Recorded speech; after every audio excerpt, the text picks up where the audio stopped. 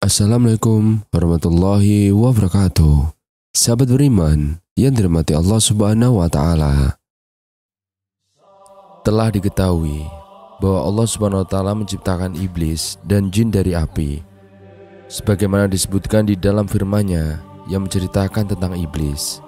Allah berfirman, "Apakah yang menghalangimu untuk bersujud kepada Adam di waktu aku menyuruhmu?" Lalu iblis menjawab, "Saya lebih baik daripadanya. Engkau diciptakan dari api, sedang dia engkau ciptakan dari tanah." Quran Surat Al-A'raf ayat 12. Dan kami telah menciptakan jin sebelum Adam dari api yang sangat panas. Quran Surat Al-Hijr ayat 27. Telah diketahui bahwa Allah Subhanahu wa taala akan mengazab iblis dan orang-orang yang bersamanya dengan api neraka, sebagaimana di dalam firman-Nya, "Sesungguhnya aku pasti akan memenuhi neraka jahanam dengan jenis kamu dan dengan orang-orang yang mengikuti kamu di antara mereka kesemuanya." Quran Surat Shad ayat 85. Telah diketahui pula bahwa azab tersebut amatlah pedih sehingga merasuk ke dalam tubuh. Dan hal ini menunjukkan adanya perbedaan antara tabiat jasad dengan bahan yang digunakan untuk mengazab. Lantas, bagaimanakah setan merasakan azab neraka? Padahal tabiatnya tidaklah berbeda dengan tabiat zat tersebut, karena ia adalah makhluk yang diciptakan dari api. Maka jawabannya adalah sebagai berikut. Yang pertama, bahwa Allah Subhanahu wa taala Maha mampu untuk merubah tabiat setan sehingga bisa merasakan azab api neraka. Bukankah terkadang setan merubah bentuknya dengan bentuk-bentuk yang tidak seperti tabiatnya? Terkadang dia tinggal di suatu tempat, tidur, duduk, mengenakan pakaian-pakaian yang tidak disebutkan nama Allah di dalamnya. Ia terkadang menempati rumah-rumah yang tidak disebutkan nama Allah di dalamnya. Ketika para pemiliknya memasuki rumah-rumah mereka, sebagaimana ditunjukkan oleh berbagai hadis Rasul. Namun demikian, benda-benda tersebut tidaklah terbakar meskipun bersentuhan dengan setan itu. Disebutkan di dalam beberapa riwayat bahwa setan pernah berupaya memalingkan Nabi Muhammad SAW di saat sholatnya. Setan itu ingin merusak sholat beliau, maka Nabi pun mencekiknya dan tangan beliau merasakan dinginnya lidah setan itu. Seandainya setan tetap seperti tabiatnya yang berasal dari api, maka ia pasti membakar tangan Rasulullah yang telah menyentuhnya. Nabi Adam alaihissalam telah diciptakan dari tanah, namun dirinya telah dijadikan memiliki berbagai kekhususan yang tidak seperti kekhususan sebuah tanah selama ruhnya masih berada di dalam tubuhnya. Tidak mungkin pada tubuh manusia ditanam sebuah pohon, sebagaimana pohon itu ditanam pada sebidang tanah. 2. Boleh saja bagi Allah Ta'ala untuk menjadikan dari jenis api satu jenis lainnya yang lebih kuat dari api yang dipakai untuk menciptakan iblis, sehingga dia merasakan azab api tersebut apabila dirinya dimasukkan ke dalamnya. Api itu sendiri memiliki tingkatan yang sebagiannya lebih panas dari sebagian lainnya. 3. Tidak semua azab yang ada di neraka adalah api yang membakar tubuh dan memberikan kepedihan kepadanya. Namun ada juga azab berupa ular-ular, kalajengking, cambuk-cambuk dari besi yang dipukulkan kepada mereka yang diazab. Di dalamnya juga terdapat rantai-rantai panjang dan belenggu serta pohon zakum. Sebagaimana firman Allah Subhanahu wa taala, "Sesungguhnya pohon zakum itu makanan orang yang banyak berdosa. Ia sebagai kotoran minyak yang mendidih di dalam perut, seperti mendidihnya air yang amat panas." Quran Surat Ad-Dukhan ayat 43-46. Sesungguhnya dia adalah sebatang pohon yang keluar dan dasar neraka yang menyala, mayangnya seperti kepala seton-seton. Maka sungguhnya mereka benar-benar memakan sebagian dari buah pohon itu, maka mereka memenuhi perutnya dengan buah zakum itu. Quran Surat As-Saffat ayat 64-66. Mereka tidak memperoleh makanan selain dari pohon yang berduri, yang tidak menggemukkan dan tidak pula menghilangkan lapar.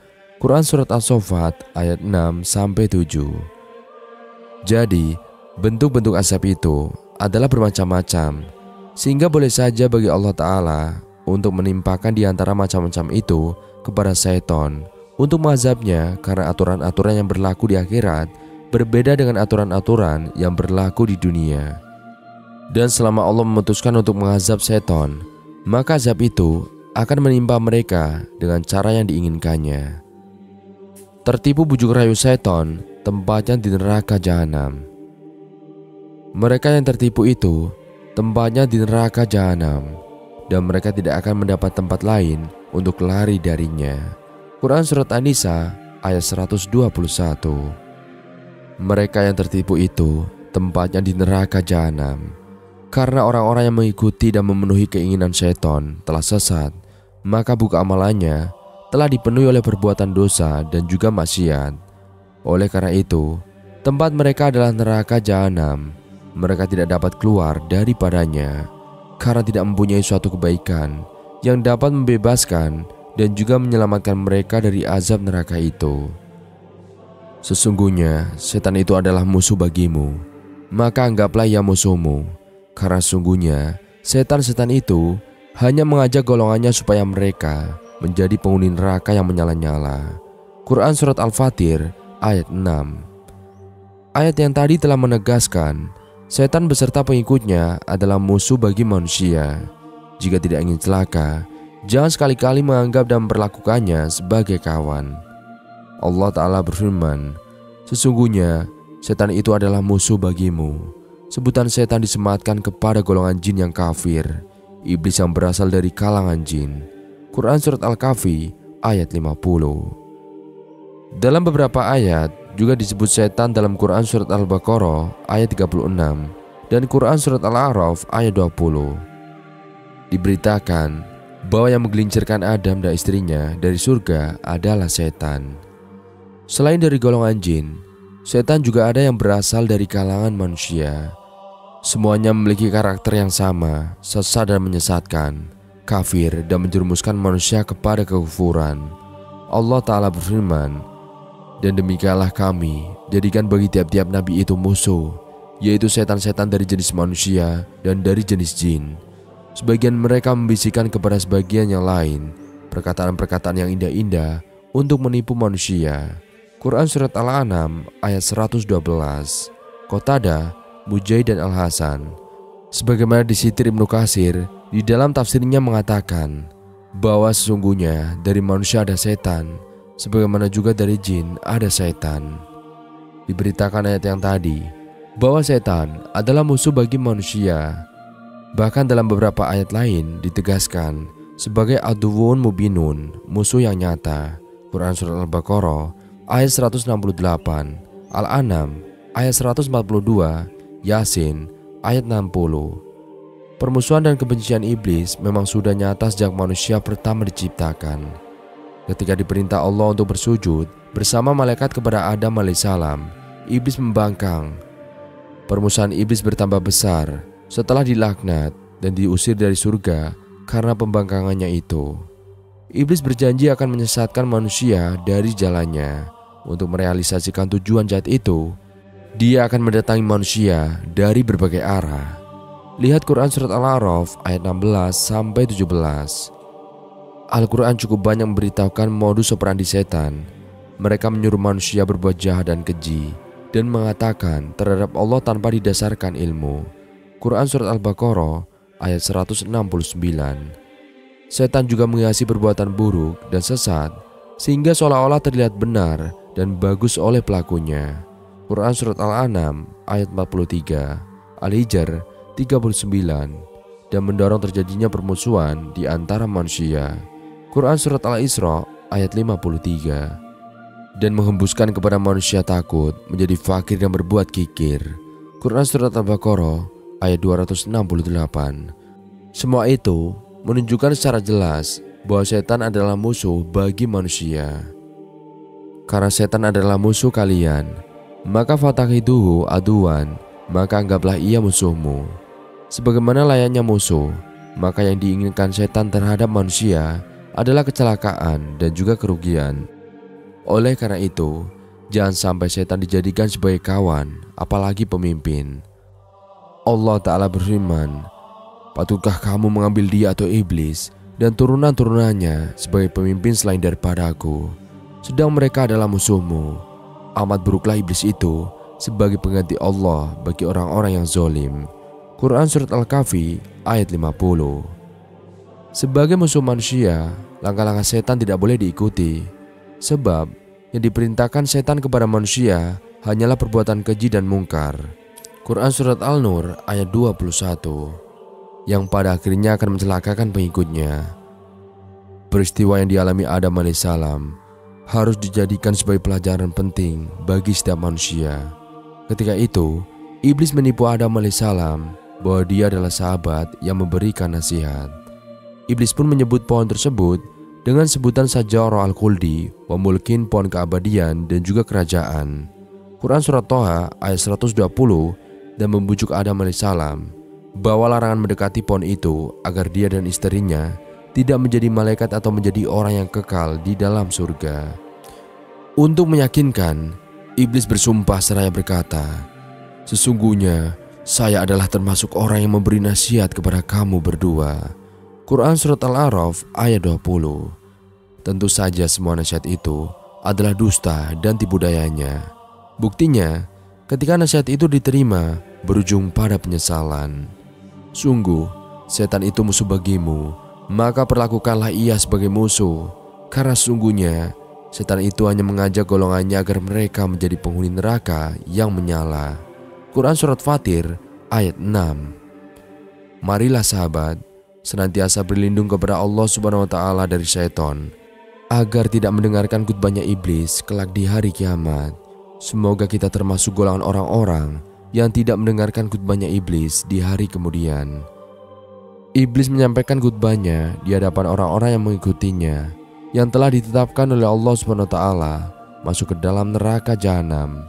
Ketika mereka digiring menuju neraka jahanam, Allah Subhanahu wa Ta'ala berfirman, orang-orang kafir dibawa ke neraka jahanam berombong-rombongan, sehingga apabila mereka sampai ke neraka itu, dibukakanlah pintu-pintunya dan berkatalah kepada mereka penjaga-penjaganya, apakah belum pernah datang kepadamu Rasul-Rasul di antaramu yang membacakan kepadamu ayat-ayat Tuhanmu dan memperingatkan kepadamu akan pertemuan dengan hari ini? Mereka menjawab, benar, telah datang, tetapi telah pasti berlaku ketetapan azab terhadap orang-orang yang kafir. Quran Surat Az-Zumar ayat 71.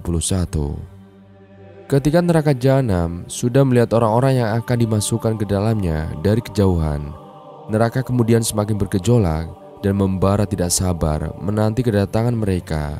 Allah Subhanahu wa Ta'ala berfirman, apabila neraka itu melihat mereka dari tempat yang jauh, mereka mendengar kegeramannya dan suara nyalanya. Quran Surat Al-Furqan ayat 12.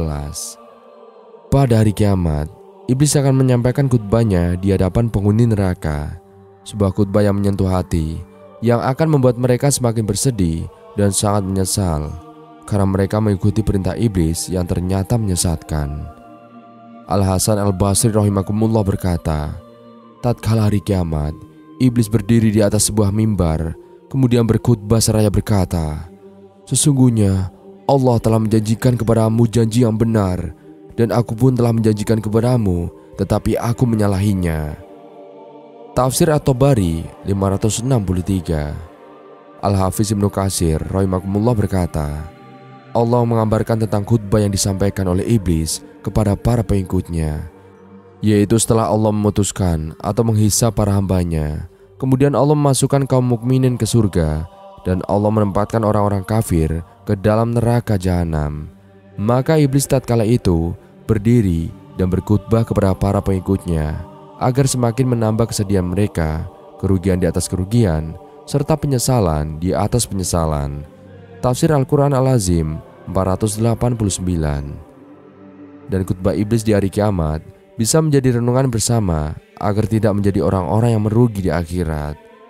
Sebab ketika dilaknat dan dikeluarkan dari surga oleh Allah untuk bersujud kepada Adam, iblis bersumpah untuk menyesatkan anak cucu Adam hingga hari kiamat. Iblis juga memohon kepada Allah agar ditangguhkan ajalnya hingga hari kiamat, dan Allah mengabulkan doa iblis. Kisah tersebut diabadikan di dalam Al-Quran.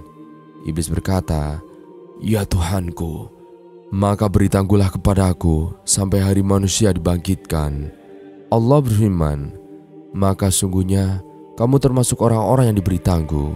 Quran Surat Al-Hir ayat 36 sampai 37. Setelah itu, iblis lalu berusaha untuk terus menyesatkan manusia dari jalan Allah Subhanahu wa taala hingga hari kiamat. Dan sahabat, inilah khutbah iblis di neraka.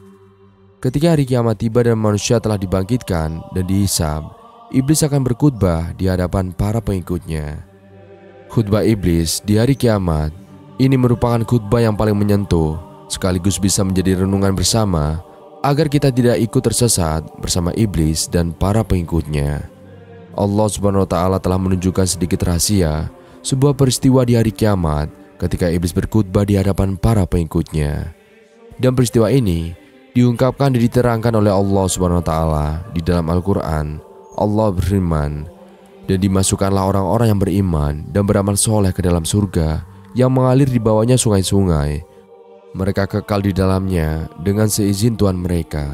Ucapan penghormatan mereka dalam surga itu ialah salam. Quran Surat Ibrahim ayat 23. Iblis kemudian berkhutbah kepada para pengikutnya tatkala mereka akan dimasukkan ke dalam neraka jahanam dan telah melihat api yang menyala-nyala yang siap membakar mereka, sebagaimana firman Allah Subhanahu wa taala. Dan berkatalah setan tatkala perkara hisab telah diselesaikan, sesungguhnya Allah telah menjanjikan kepadamu janji yang benar, dan aku pun telah menjanjikan kepadamu, tetapi aku menyalahinya. Sekali-kali tidak ada kekuasaan bagiku terhadapmu, melainkan sekedar aku menyeru kamu, lalu kamu mematuhi seruanku. Oleh sebab itu, janganlah kamu mencerca aku, akan tetapi cercalah dirimu sendiri. Aku sekali-kali tidak dapat menolongmu, dan kamu pun sekali-kali tidak dapat menolongku. Sesungguhnya aku tidak membenarkan perbuatanmu mempersekutukan aku dengan Allah sejak dahulu. Sesungguhnya orang-orang yang zalim itu mendapat siksaan yang pedih. Quran Surat Ibrahim ayat 23. Di dalam khutbah tersebut, iblis mengatakan kepada para pengikutnya bahwa Allah telah memberikan janji kepada orang-orang tersebut, yaitu janji yang benar dan pasti ditepati. Iblis pun memberikan janji-janji kepada para pengikutnya. Namun janji iblis itu hanyalah janji palsu yang merupakan bagian dari tipu muslihatnya untuk menjerumuskan manusia ke dalam dosa dan juga kesesatan. Para pengikut iblis yang mendengar pidato iblis di akhirat itu langsung merasa sangat tertipu dan menyesal. Namun, penyesalan di akhirat adalah penyesalan sia-sia, dan mereka akan menjadi teman iblis di dalam neraka dan kekal di dalamnya. Di dalam banyak dalil dijelaskan bahwa dahulu iblis tinggal di surga bersama Nabi Adam alaihissalam. Kemudian Allah Ta'ala mengusirnya dari surga karena iblis tak mau sujud kepada Nabi Adam, manusia pertama yang diciptakan oleh Allah Ta'ala. Dalam Al-Quran, banyak disebutkan bahwa iblis mengganggu manusia dengan menyesatkan dan menjerumuskan mereka ke jalan yang ingkar. Hal ini tidak dapat dilepaskan dari sejarah bagaimana iblis menolak perintah Allah Ta'ala. Pada Al-Quran, surat Al-Baqarah disebutkan bahwa ketika Allah memerintahkan sujud, maka makhluk yang diperintahkan ada dalam satu sebutan saja, yakni al-malaika atau para malaikat. Baru setelah ada yang menolak dan tidak mau bersujud, muncul nama dan sebutan baru, yakni iblis. Allah Ta'ala berfirman, apakah yang menghalangimu untuk bersujud kepada Adam di waktu aku menyuruhmu? Iblis menjawab, saya lebih baik daripadanya. Engkau ciptakan saya dari api, sedang dia engkau ciptakan dari tanah. Setelah mendengar keangkuhan iblis, Allah Ta'ala kemudian mengusirnya dari surga sebagai makhluk yang tercela dan terhina. Hal tersebut dikarenakan bahwa sikap angkuh dan pembangkangan tidak layak ada di dalam surga. Penyebutan makzuman madhuron atau terhina lagi terusir menunjukkan terhinanya iblis di dalam bentuk yang berlipat ganda, seakan Allah hendak mengatakan bahwa kehinaan iblis karena keangkuhan dan pembangkangannya tidak cukup satu penghinaan saja. Bahkan saat iblis meninggalkan surga, Allah masih memberikan ancamannya bahwa dia akan memenuhi neraka jahanam dengan iblis karena kesombongannya. Dan hal ini sebagaimana firman Allah Ta'ala di dalam Al-Quran surat Al-A'raf ayat 18. Dia atau Allah berfirman, "Keluarlah kamu darinya atau surga dalam keadaan terhina dan terusir. Sungguh, siapapun di antara mereka yang mengikutimu, pasti akan aku isi neraka jahanam dengan kamu semua." Setelah diusir dari surga, iblis kemudian mengemukakan genderang perang terhadap Nabi Adam alaihissalam dengan meminta waktu tangguh akan kematiannya hingga hari kebangkitan. Ungkapan iblis, "ila yaumi yubasun," sampai hari berbangkit, menunjukkan sakit hati dan dendamnya iblis kepada manusia. Seakan tidak merasa cukup waktu untuk menggoda manusia hingga kematian. Ia meminta kepada Allah untuk memastikan bahwa manusia itu benar-benar menjadi insan yang sesat dan penghuni neraka. Allah kemudian memberi tangguh waktu kepada iblis untuk menyesatkan manusia dengan memanjangkan usianya. Akan tetapi, Allah tidak memenuhi permohonan iblis secara sempurna. Ketika iblis meminta agar tidak dimatikan sampai hari berbangkit, Allah hanya memberi waktu hidup bagi mereka hingga kiamat datang. Artinya, pada saat kiamat datang, iblis juga harus merasakan kematian, sebagaimana yang berlaku pada semua makhluk ciptaannya. Dan hal ini tercantum di dalam Al-Quran surat Al-Hijr ayat 36 sampai 38. Artinya, iblis berkata, "Wahai Tuhanku, tangguhkanlah usiaku sampai hari mereka manusia dibangkitkan." Allah berfirman, "Sesungguhnya kamu termasuk golongan yang ditangguhkan sampai hari yang telah ditentukan waktunya kiamat." Karena itu, kita sebagai manusia biasa hendaknya selalu mempertebal keimanan dan ibadah kepada Allah Ta'ala. Jangan sampai iblis berhasil menghasut dan membawa diri kepada keburukan yang berujung pada siksa neraka yang amat pedih. Wallahu a'lam bishawab. Sekian video kali ini, kurang lebihnya kami mohon dimaafkan.